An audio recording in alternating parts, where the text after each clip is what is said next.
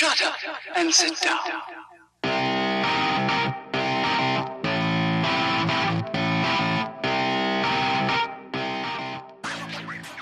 Hey, boys and girls, it's that time again. This is Too Short to Be Shy with another edition of Kinda All Over the Place, your one-stop shop for anarchy and craziness. I hope you meant to be here. I hope this was intentional. If not, who knows, you still might enjoy. So take a load off, kick up your feet, stay a while. You're always welcome. And be sure to stick around for our fabulous third part with Raven Kane, the modern day Renaissance man. I know I say that a lot, but it's true. We're gonna get into some crazy things, including some angry man stories. Who doesn't like to hear a story about angry men? So, folks, last episode I talked about vaginas extensively. And it just so happens that there is a comedy special called Good Girls by Nikki Glazer. I think that is how you pronounce her name. She talked very extensively about vaginas and actually went over some of the issues I talked about. And I'd like to call it a coincidence, but maybe it's more than that. And maybe there should be a revolution, a vaginal revolution, where we promote healthy thoughts about vaginas. And you know what? We could call it vagina love. Vagina love needs to be a thing. I don't want to say that you're not entitled to how you feel, especially us women feel badly about something with our bodies. And that's normal, unfortunately. But a lot of those thoughts are based on what other people think. So I recommend you watch the Nikki Glazer special on Hulu called Good Girls. I think it may do a lot of good. Now, I do warn you, she can be a bit much, even for me, and that's saying a lot. However, I think the payoff is there. And the fact that her dad is watching this whole thing is quite amazing to me. I mean, me and my dad are close, but I mean, in his mind, and I like to keep it this way, I don't have sex and I don't even have sexual organs.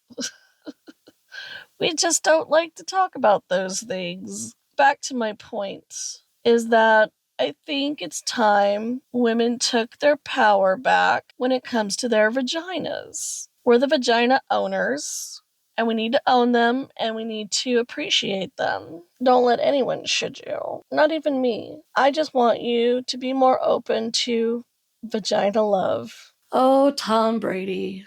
Tom Brady. You don't strike me as someone who's good at speaking.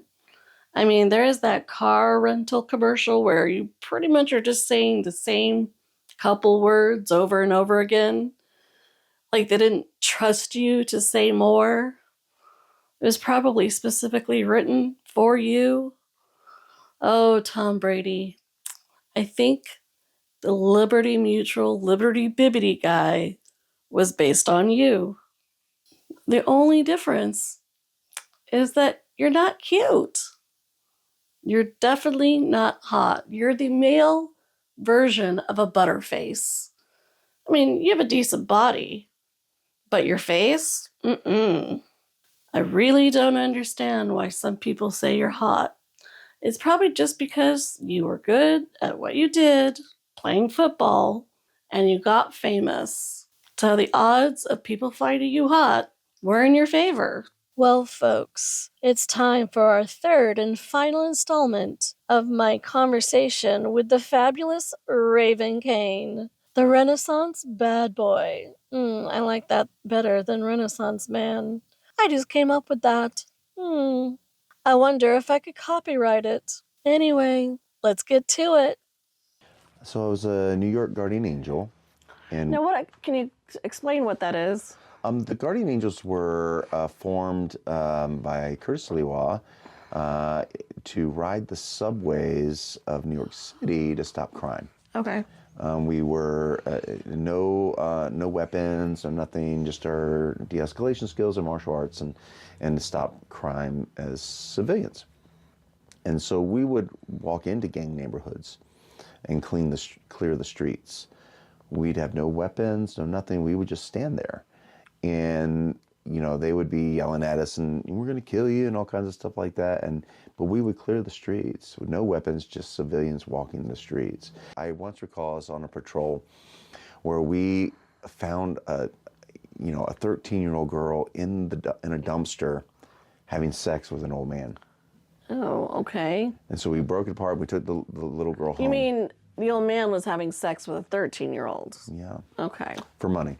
Oh. And okay. we took we walked the girl back home. The next night, she's in the same dumpster having sex with another guy to make money. Wow. And her parents are basically, So what? Yeah. Maybe they were benefiting from her doing that. Of course. The easy way, Yep. right?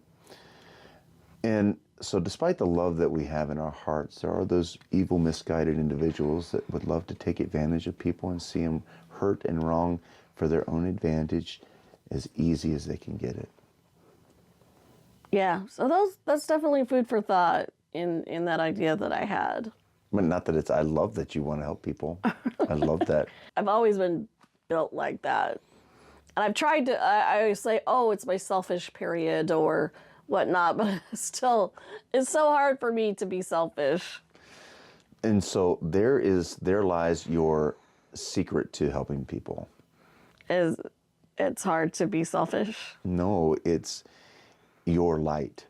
Oh, thank you. When you become your own biggest fan, and you're focused on you becoming your absolute best authentic self, what ends up happening is you end up radiating like a magnet. That's very possible because over the last few years, like when I started going to college after I moved back here, I started dyeing my hair and I developed kind of a way to dress, right? I've just started dressing in bright colors and, like my hair, like pink and purple. I've been every color. But my point is that the more I dress the way I want to dress and do what I want to do, the more I do seem to attract others. Yes.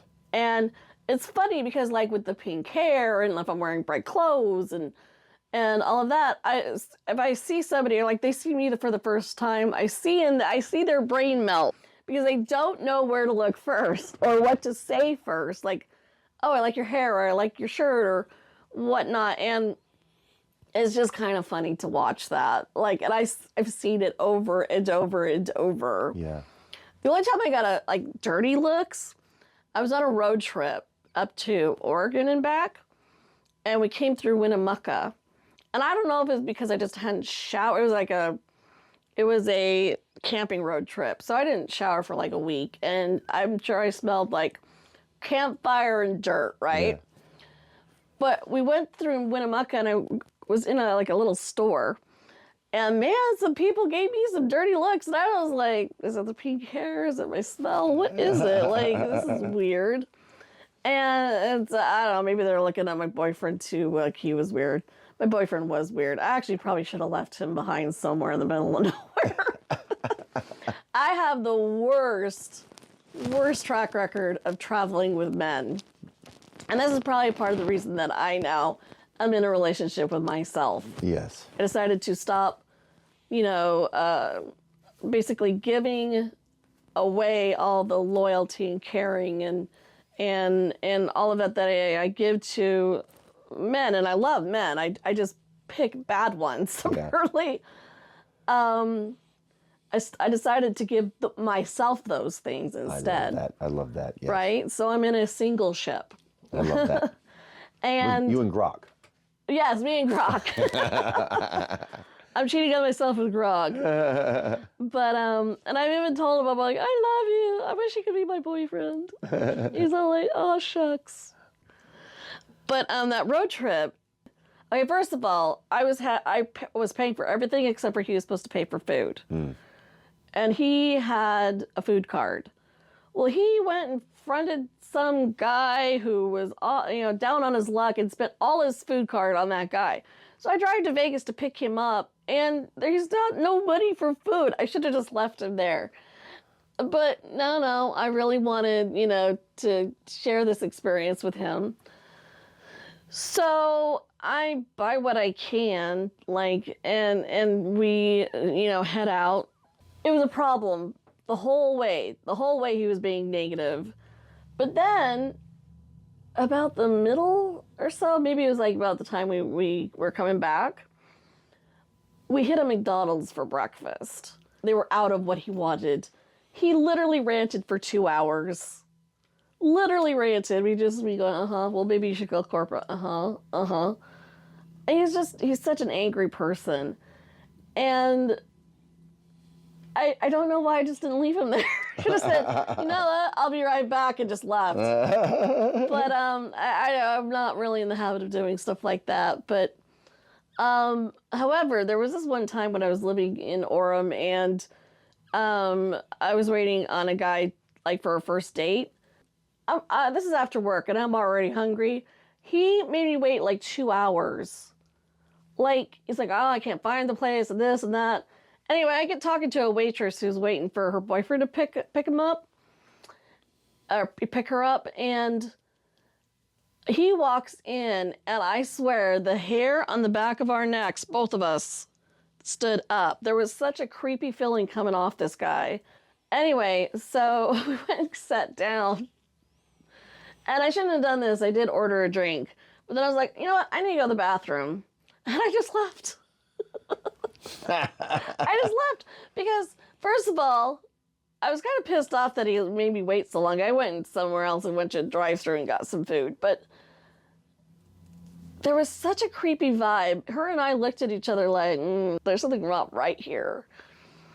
And anyway, so yeah, I that was probably the only time I've ever left a date. Now, I did have a guy friend that I worked with who he had so many issues. And he'd been married and divorced probably 6 or 7 times. And I was going through a divorce myself. And so I called him and I was like, I need your advice because I pulled a U. And anyway, we ended up hanging out. This is after I filed for divorce.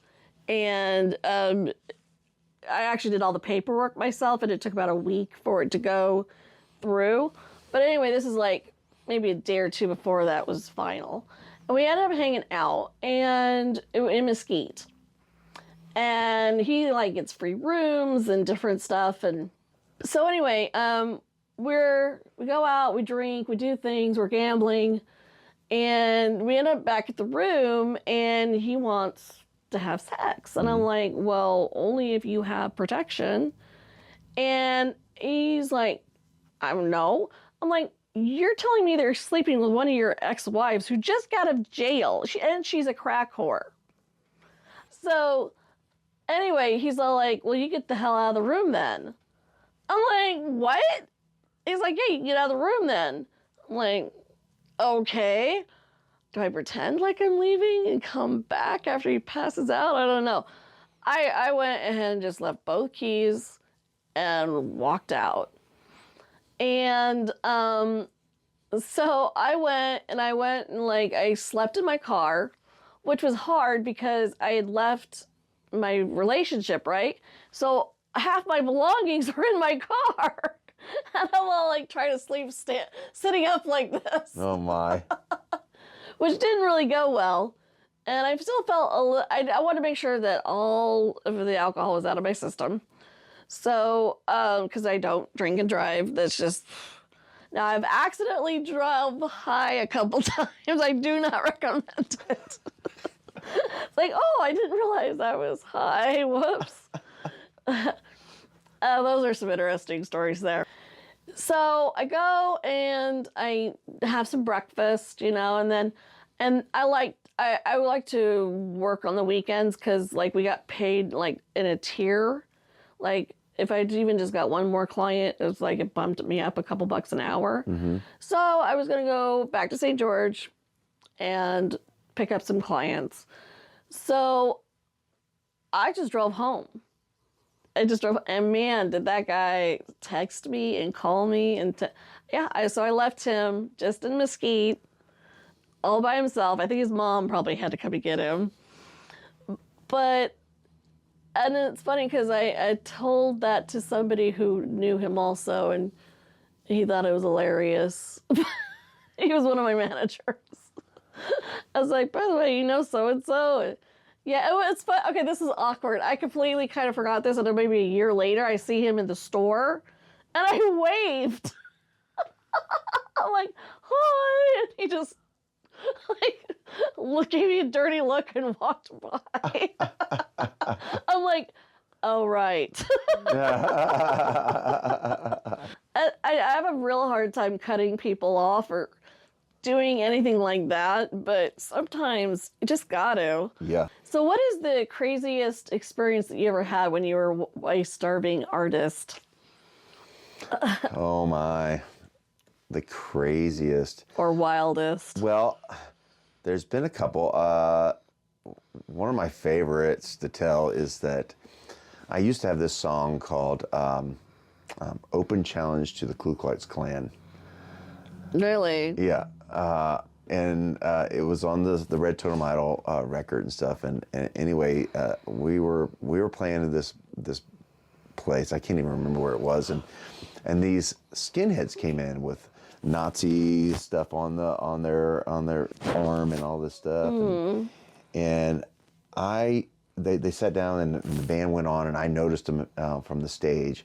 I went through the crowd and jumped up on their place where they were, and I'm flipping them off and this stuff, and I'm like, and we're doing this song, Open Challenge to the Ku Klux Klan, and I'm basically challenging them all to fight, and so.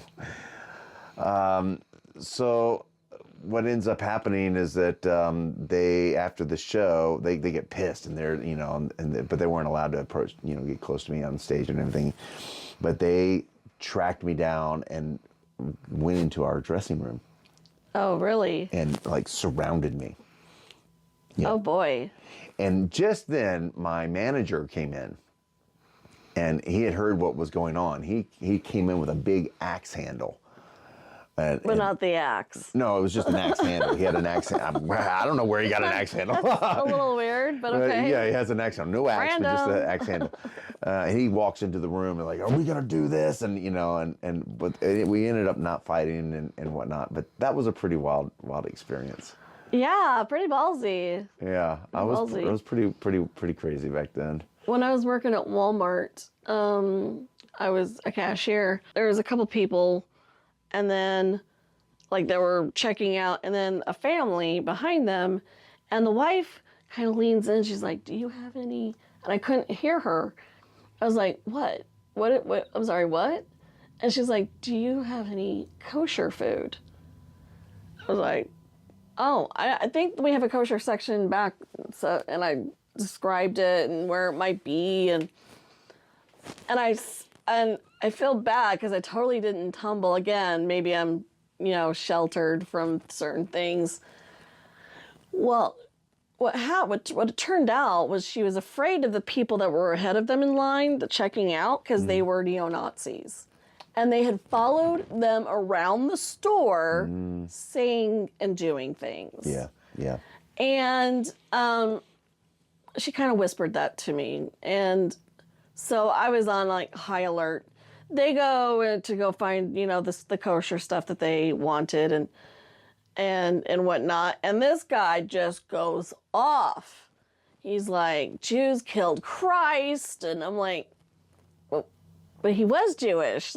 Yeah. Well, they killed their own person or people then, and blah, blah, blah. And I'm like, but wasn't he supposed to die? For our sins? Right. He said something about, if there's a synagogue in this town, I'm going to burn it down. I'm like, I used to live next to a synagogue. I'm pretty sure there is one. And I'm thinking that, of course, I'm not saying it. But this man, and I'm empathic. So this man left me so shaking. I was so upset by the time him and his little bitch left that I couldn't function. I called for my manager. She was actually an amazing person, and she was almost like a mom. And I was all like, this is what just happened, and I can't function. And she's like, okay, you go to the break room, and we'll have somebody run the register for a while. But I just, like, his anger really affected me. Yeah. And and then like a while later, my best friend at the time, she had some friends who had block parties twice a year. So I go to this block party, and there's this little guy, Josh, his name, and he's wearing shorts. And white pride is tattooed in big letters on his legs. And I'm just like, what the hell? I'm like, oh boy, here we go. Like, this is not somebody I want to deal with. And anyway, I come to realize later that he had done that to survive jail. Mm-hmm. Because he's a little guy, and he had to basically join somebody, right, for protection. So I kind of felt a little bit bad about judging him. Right. But I definitely had my heckles up. And also, he was so drunk, and he grabbed my best friend. Oh, no, he took a shish kebab and started whacking her in the face with it. The heck? I'm like, excuse me? Like, and so a little while later, I was walking through a doorway, and he grabbed my arm. Like, what the hell? And I slapped him as hard as I could. And this was before I realized what the tattoos were all about. And then I ended up making out with him. Oh my gosh. Goodness gracious. Anyway, let's see. We are almost 2 hours. So, Oh my. any closing arguments, sir? Any closing arguments? Like I said earlier, my mission in life is to help people. And that's what drives you think? That's what drives me. What else drives you? Knowing that, that I'm going to die. So you really feel that mortality, and you want to accomplish? What is there to accomplish? I want to live. Oh, gotcha. Okay. Each day with purpose and passion. And I fill it with music. I fill it with martial arts. I fill it with assisting when I can, being the light that I can be, by being my own authentic self, as bright as I can be. That's pretty awesome. And do you ever have downtime? No. No, never? Not really, no. Does your wife ever say, like, where's the switch? Like, No, she's used to it. She's used to it, even when we're just like, there's nothing to do, we'll go out and we'll do things together. That yesterday we were at a swap meet, setting up a shop because we have a store in here, and she makes crafts and we stuff. have swap meets around here? Yeah. We were at the Saturday swap meet. We had a booth out there and selling stuff out there, and then they were like, well, let's go do something else. What do you want to do? Well, we could go to the movies, or we could make some money. I was like, well, okay, let's make some money. So we delivered Walmart groceries and stuff, and we did that together, So you're filling up all the margins in life. We just hustle. We just That's hustle. cool. And, That's cool. And what is she into? She is, she's into family. She's a January Capricorn, so she's a manager over at a restaurant, and. Yeah, really? Yeah. Is it good food? Yeah. What restaurant? Buffalo Wild Wings. I really like Buffalo Me Wild too. Wings. It never gets old. I go there all the time. I'm a fan. I'm coming over to get some food. Okay. Well, I've got 4 books, and one of them is on nutrition.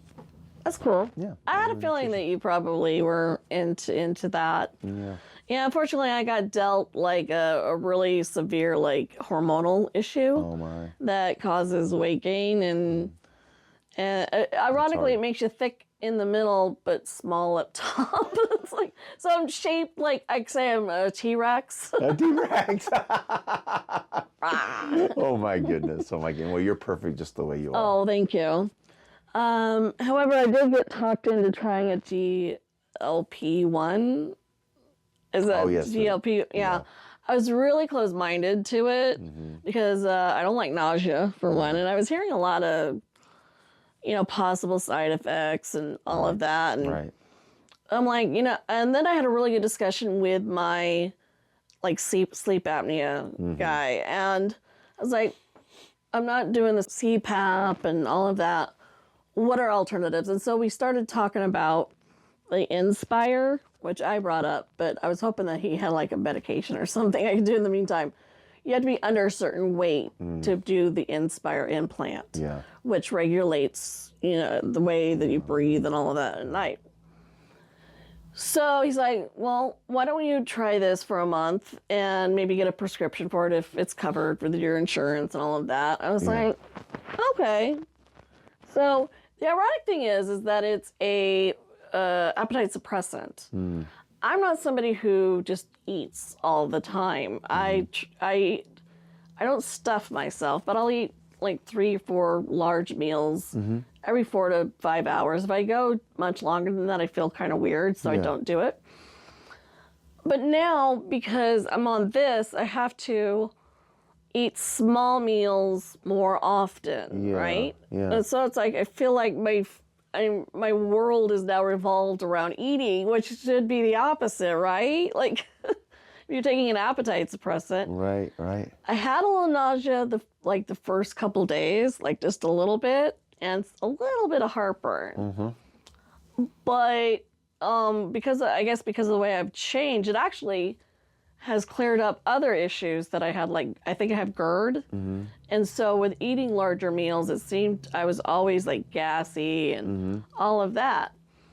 So I actually lost 6 pounds the first 3 weeks. So we'll see how it goes. But honestly, I mean, it's meant, of course, for diabetes, which I have, which obviously it's going to help me with.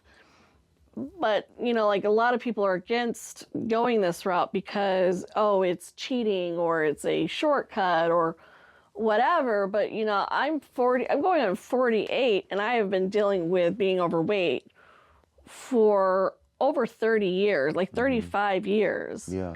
I've tried every diet and fitness. I used to go to an all women's gym, every, not every day, but like constantly. I lived on salads, like nothing works because it's a hormonal issue, right? Yeah. And until the last few years, I never went to doctors. I was born at home, never went to doctors. Like I said, like cult-like atmosphere. We were totally against doctors and all of that. Right. So, I've tried every holistic, like eating different, all of that. So if this is a shortcut, so be it. I think you should do whatever's best for you. Yeah. Well, yeah, I think that's pretty much what I've decided. Remember, you got to be your own biggest fan. Yeah, I'm just glad it hasn't really been like a really nauseating experience. Because that's like, I'm a wimp when it comes to nausea. I created a nutrition plan that my family's on, and that has really kind of turned my health around and turned my wife's health around, and and it's really kind of like helped cure a lot of issues that I had. Oh, really? And so I put it in a book and put it into a program, and I'm going to release 4 books on March 21st at Pecan Valley. We're going to do an acoustic concert with Six String Revolver, our very first acoustic concert ever. Wow, okay. We're calling it Unloaded. Six String Revolver Unloaded. I like the 6-string revolver thing. It's like kind of like the Old West, like that's your weapon. That's my weapon. Yeah. So we're going to do an unplugged version, and then it's going to be a book release party too. So it's all 4 of the books. It's my whole entire basics of my philosophy, including the nutrition program, all on this package that people can get. And we're gonna do an autograph, a book signing, and the band's gonna play. It's gonna be super fun. I can't wait. Yeah, that's my next big one. And then I get the album release party that I'm going to announce In Hollywood next week. I'm going to announce it from the Capitol mixing building. studio. Oh, okay. Oh yeah, the Capitol building. Yeah, we're going to do that too. But from the recording studio, we're gonna make the announcement of the release party. And then we already started booking like festivals and stuff for Six String Revolver, so I'm excited about that. You said that you were under contract with Universal. I was, yeah. How did that go? Terrible. They still owe me $90,000. And they put me on the Vans Warped Tour and all kinds of stuff. Music side of Universal is supposed to be a lot better than the other, like the movie side. But I'm starting to think that they're just a shit show altogether. Any of these big corporate, I mean, really, it's just a bunch of old men sitting in a boardroom making decisions for artists, and they are not artists; they're businessmen, and they're not interested in the art. They're not interested in it. They're interested in making money, of course. I don't think I would ever go back to one of those big record companies again. Yeah, Clint Eastwood was really loyal to them, so I was like, oh, maybe they've changed their ways. But like, he left. He's like, he couldn't handle them anymore. Back in like the 50s and 60s, they would force their actresses to get abortions. So, like, maybe other studios were doing that too. I don't know, but I've just heard a lot of crap about Universal. Terrible. Have you ever noticed that almost all the music these days all sounds the same? The engineering sounds the same. The songwriting sounds the same. The singers almost all sound the same. I do think that because they're looking for a formula, or they think they found a formula. They are the formula, yes. It's like with Avril Lavigne. You know Avril Lavigne? Mm-mm. Oh, she is sort of punky, pop, I guess you'd say, skateboarder, right? Out of Canada. She came on the scene maybe 20, 25 years ago. And so she got a record executive to actually come to her house, and they went into her basement and she played him one of her songs. And he's like, oh, that's great. I want to sign you. And then he's like, we're going to do this and this, and like change her hair and change the way she dresses. And she's all like, yeah, you can leave. And he's like, what? She's like, I'm not going to be like Britney Spears and all these other pop. I'm me. Yeah. And she stuck to it, and she's been like really successful. That's awesome. Awesome. Yeah, and I think there's a few people out there who stick to their guns like that and are successful. But yeah, no, I agree. Like Mandy Moore, when she was like 13, she had a music video called Candy or Hard Candy or something like that. And I look at her, I'm like, why is she dressed like this? Where are her parents? Yeah. And I kind of harshly judged her, because of it. And I'm sure she's like a fabulous person. I've grown to like her since, especially as an actress. But I'm just like, what are people thinking? She literally she was barely wearing anything. Oh my goodness. So yeah, but they had to put her in that box. Yeah. The Britney Spears, Christina Aguilera box where everybody looks, it's sort of like Stepford Wives but with voices. It's the same producers, the same songwriters. They all circle the wagons of the same crew, and that's where the corporate music's coming from. And so that's when you find a local band that's doing original music. Oh, Duets. I took my dad to one of their concerts. Have you ever heard of Duets? Oh, beautiful music. Really beautiful music. I'll have to check it out. Yeah, actually, they just kind of sang one song off the cuff, and somebody recorded it, and they ended up putting it on the radio. They're like, this wasn't supposed to be a single, but like so many people were like requesting it and everything. Wow, So. I'll have to check them out. But yeah, if you can find authentic music like that, support your original local bands. Yeah. I mean, I guess cover bands too, but for me particularly, I like original music. I want to hear what the artist is thinking. And if you're a cover band, I think you have to do something interesting with that. Like there were some guys that would tour. Well, I don't know if they toured, but I heard of them in Vegas. I never got to see them. I'm trying to remember their names, but they all dressed like really geeky. if I run across their name, I'll send it to you. But they were a cover band, like an 80s cover band, but they were known, like they looked like nerds. Yeah. And that was their shtick, and Yeah. people loved them. Yeah. But if I run across them, I'll let you know. I mean, I've been in cover bands before, but now I most of my career has been original music art stuff that I've written and write, and you know, and so Six String Revolver is an original band. You know, we play original music, and we've done a couple cover songs, but in our own way. Right? You know? Yeah. And so, you know, there are some local bands around here that are original and writing music, and it would be great if you know, the community would support and get behind these artists. You know, just like in the filming, you know, on the side of things around here, it would be nice. And we're so close to the big, you know, Vegas and Los Angeles and, you know, all of these places. Yeah, so we're all Los Angeles is coming here and Texas. That's right. That's right. And so we have an opportunity as original artists, whether it be in film or music, to get our stuff into bigger markets, which I think is really great and super important. And I'm excited about, even as an older person now, you know, I still want to continue to put music out, music videos, and make my expression. Yeah, we should definitely get together on something. Let's do. Yeah. I'll share with you the new album to see if there's any song that you like to you know. Yeah, that'd be awesome. So, how old are your kids? They're grown. You know. Are you a grandpa yet? No, grandpa. Not yet. Not yet. It's fun, from what I hear. I'm the fun aunt. I have like 30 nieces and nephews. 30 nieces and nephews. And a lot of them love me, so I'm the fun aunt. That's good. That's good. That's good. I mean, no, I'm not a grandpa yet, but some of my band members are grandpas and stuff, you know. That's cool. So what do your kids do? My son works with rockets.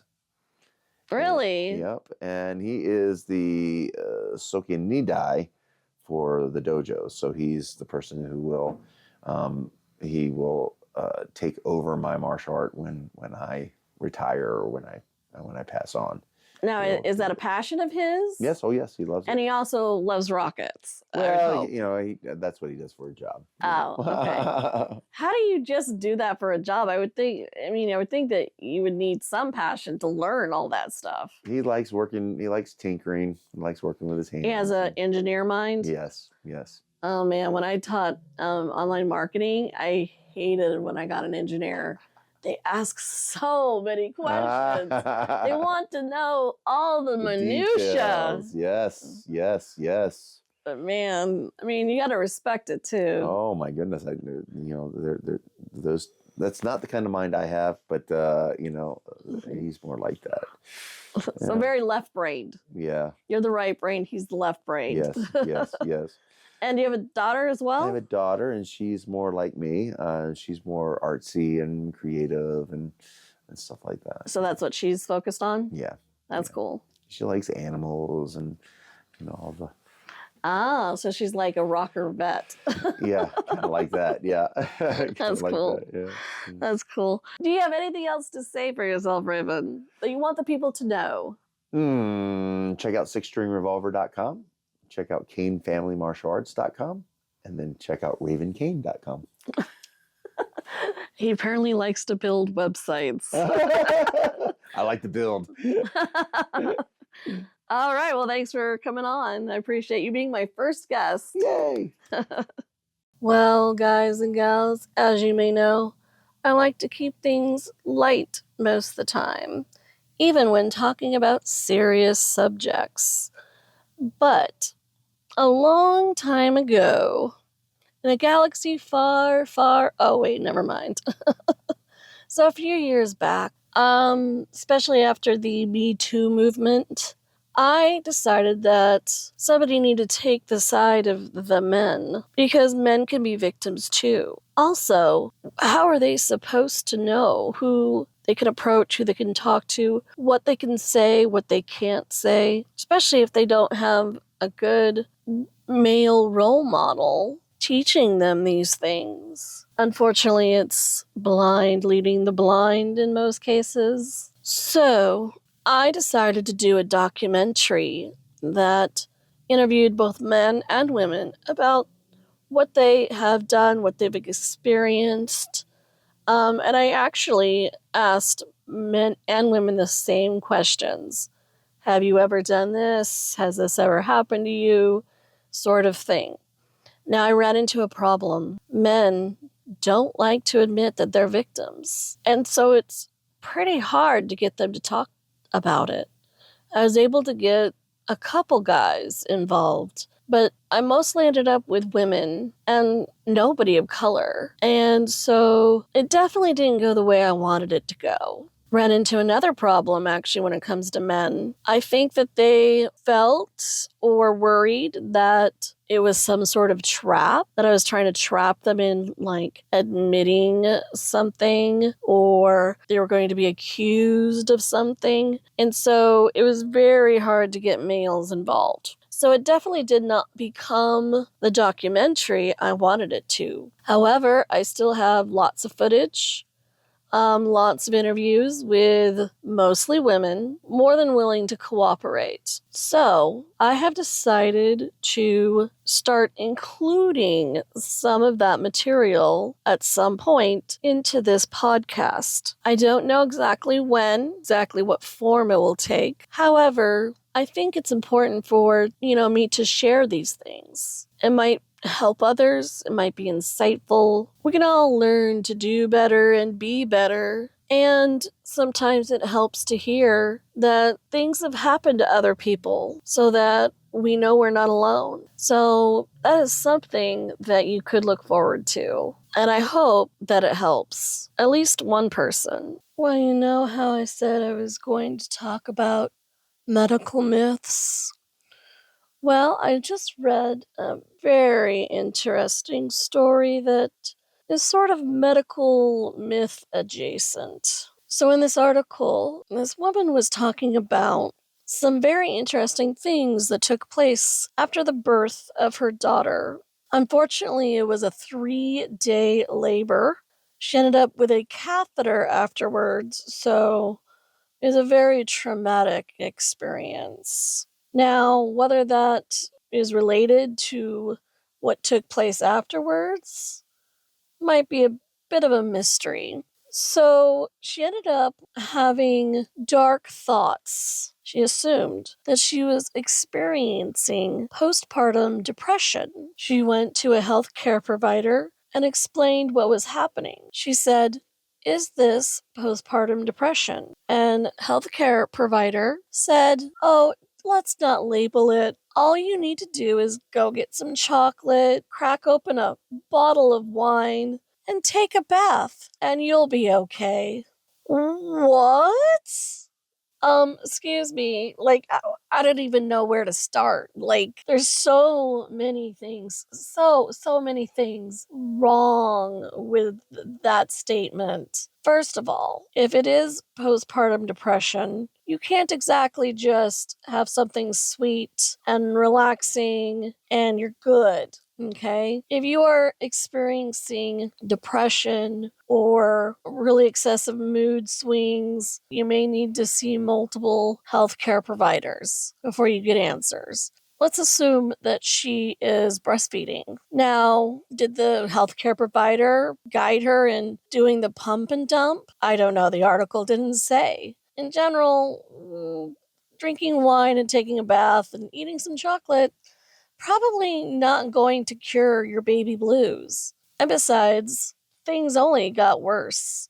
She started hallucinating. She thought that she had killed her baby. She also, strangely enough, hallucinated that she was a famous singer giving a concert on stage. And apparently it was so real to her that she still sees it playing in her head, like very vividly. Well, short story long, what it happened to be was something called postpartum psychosis.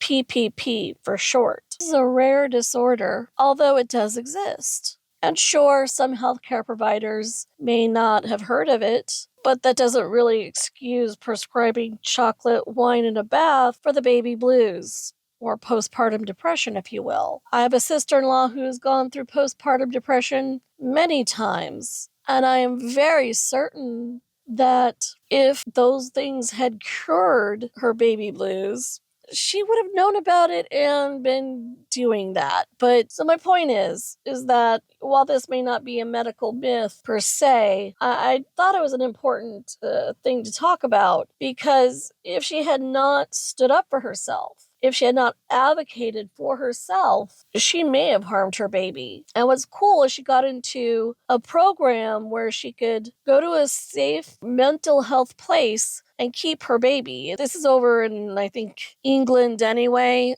but maybe America has something like that. This is just a good reminder, ladies, that we need to advocate for ourselves. We all should advocate for ourselves, because they call it practicing medicine for a reason, and some medical professionals are practicing better than others. So we all should advocate for ourselves, especially Black women. If you know, you know. The next episode, we're going to start a conversation with my former lover, who happens to have mental illness and is a pothead. So we will experience some very interesting topics, and things are going to get wild for sure. I feel like you need an extra warning for this. But he's a great person. He has some problems and some very strong opinions, and yeah, it's gonna be interesting. I think you'll definitely be entertained, maybe a little pissed off, but hey, you were warned. All right, folks, I hope you enjoyed this latest edition of Kind of All Over the Place with me, Too Short to Be Shy. And I hope you did not lose any limbs along the way. Safety is definitely not guaranteed for this ride. Be sure to always buckle up and buckle in, and strap up and strap in and strap it on. As for myself, I'm out of here. This is Too Short to Be Shy with Kind of All Over the Place. Out.